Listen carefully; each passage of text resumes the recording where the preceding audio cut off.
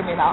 You know what I mean? Yeah. So that's all I can say. Yeah, but I'm still hoping to look for maybe another job. But it's all, I'm just working to pay my career. Have you heard the recording? Hi, my name is Alexandra. Alexandra, okay, nice to meet you. Nice to meet you. No, we haven't played her. We were just asking like some of the same questions that we asked the other women. Mm-hmm. Like how. Sorry, I'm a little tired. How safe she kind of felt in this working environment, kind of like what she was doing here, how she felt in terms of being like a woman in that kind of career setting. She's actually studying to be an IT professional, so and she's working here to kind of pay for her way. Yeah, it's a different situation than some other people that we've met here. But Interesting. Yeah. Right.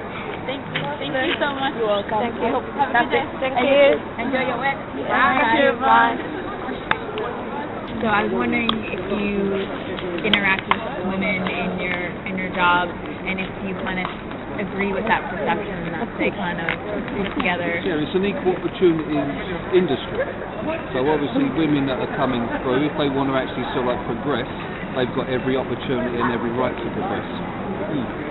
And we were asking them about like how they feel, how safe they feel working in their environment, and kind of like what's kind of the big differences. And a lot of them said that it's hard for them to get used to the kind of structured way of doing things and the kind of British way. And I don't know if you could comment on that or anything. In what way do they say they feel threatened? Like threatened? No, they don't feel threatened. No, they don't feel threatened. I'm saying their biggest thing, I guess, of adjustment, if you will, in the situation is getting used to a very structured way of dealing with things as all I opposed to can their... actually say to that is that people that I've actually worked with from Africa, Jamaica, Samoa, all around that continent itself, they've all adjusted very quickly.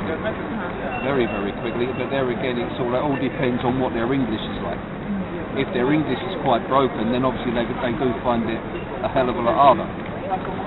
From most African countries, if their English is pretty good before they actually come to England, they pick up very quickly and they get on very quickly. So these adjustments are necessary to work in the English society? I would say so, yeah. It's like if I went to Africa, you know, and then obviously sort of thing, by rights I should actually learn their language.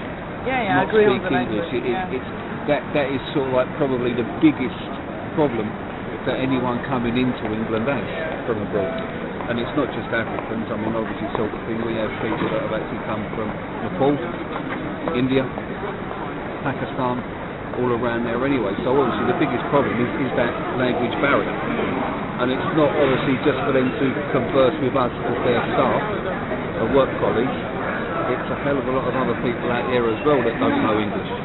Being Victoria, being sort of like one of the international stations anyway, which carries a hell of a lot of tourism, English is very important. And we found ourselves walking around in King's Cross Station for 40 minutes trying to speak to several cleaners, but they simply wouldn't speak to us because they were scared that they were being supervised and they were scared of losing their jobs, so we were speaking to people and not cleaning. Do you find that problematic, that we couldn't actually attend, there was a group of people that we couldn't even get to speak with because they were actually paranoid that we would lose their job? So somehow they may have actually been told by management themselves that you're not allowed to talk to anyone. That they're out there to do a job. They're being paid from time start to time finish. You know, and you don't really have time to actually talk to anyone unless they're on a break. If they're on a 20 minute or 30 minute break, then that time is yours. Do what you want to do with it. So you feel quite comfortable standing here talking to us. I guess you're not on a break now, are you? No, I'm not. No. Oh, okay. But my company is possibly a little bit more lenient. You know, where you've got certain companies, if you go to Network Rail staff, they will stop and they will give you the time of day. It's part of their job anyway. Yeah. You know? I mean, if my manager was actually here at the moment, then maybe I wouldn't be able to give you this amount of time. You know, I would take the company. But I think the main reason why they're not willing to speak to us was not because they have managers telling them that they couldn't speak to people while they're working. It was because of the surveillance in the station. That there's cameras everywhere, and I don't know if I'm being watched. and that's why I don't feel comfortable speaking to you. Well, they know that they're being watched. We're all being watched. There's over 1,000 cameras in this station on, alone. What do you think that does to working environment? Sorry? What do you think it does to a working environment? What does it do for What, you? being cameraed? Yeah. Being actually sort of on film Mm. puts me in a safer perspective. Because of the railway situation itself, sort of thing, is probably one of the most violent areas that you can possibly be these days, especially the underground. The underground is more violent than what National Rail is when it comes to attacks. Okay. So being cameraed and being on film and having something which you can actually call later on for evidence in court makes me safe. Yeah. And do you think it's problematic that you have groups of people like the cleaners that really don't feel like they can even speak to people or speak to us or kind of express their situation? You will find that a lot of cleaners on this station itself, obviously the reason why they will not talk to you is because their English is probably not that great.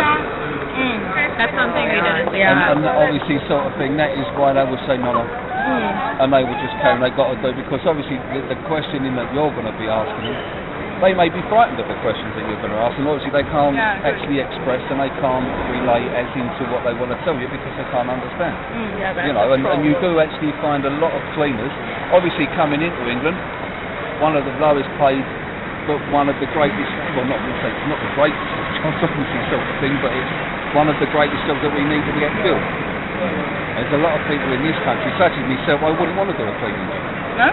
No, I wouldn't, not really. I've got to be very honest. And it's not because of the rate of the pay. The pay's not that bad, really. It's above the national standard of pay. But it's still a job I wouldn't want to do unless I was really Needed. Is it because of the physical work or is it because of the status of the work? No, physical work. No. Physical work's okay. Physical work's good for anyone. So it's the status of being a cleaner? Possibly. Yeah. But if it meant that I had to do it, then yes. I wouldn't chuck it away, guaranteed. Cool. That was really good. That was nice. Is that alright, yeah? Yeah. Well, you brought up some points that I don't think we were taking into consideration, which is something that we wanted to have a different perspective. Again, with one more thing, with obviously sort of like foreign people over the last, let's say, year or two, obviously with the amount of illegal immigrants into the country, which we all know about anyway, they're only coming over here to actually learn a living and obviously sort of like make a better life for themselves. But some of them, obviously because of being illegal, have been employed illegally. It happens, and it's mainly in those areas.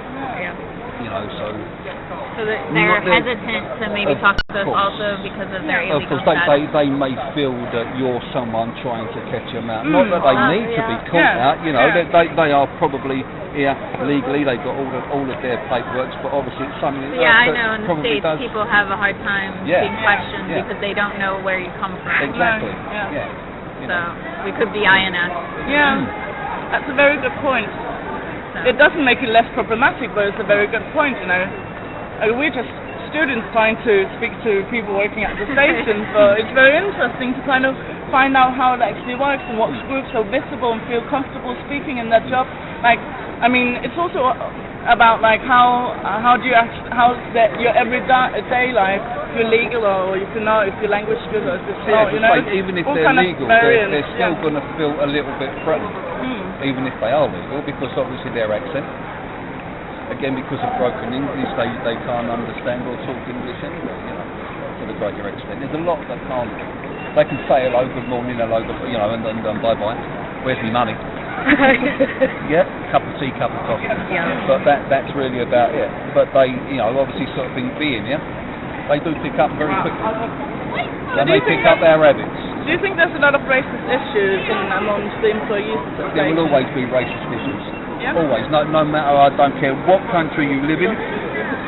Within the London transport system, and do you have strong against racial policies? Oh, of course there is. Yeah? Yeah, oh yeah. If I was to actually call one of my colleagues a black, I would be down the line, no problem. If you pardon the pun, as in railway lines. But yeah, guaranteed I would be thrown up in court very, very quickly. And how is that with sexism? sexism the same. Yeah. If It's you're a bit of- prejudiced towards anyone who maybe have a disability or something like that, guaranteed, you will not be tolerated to actually do anything like that. Not in an industry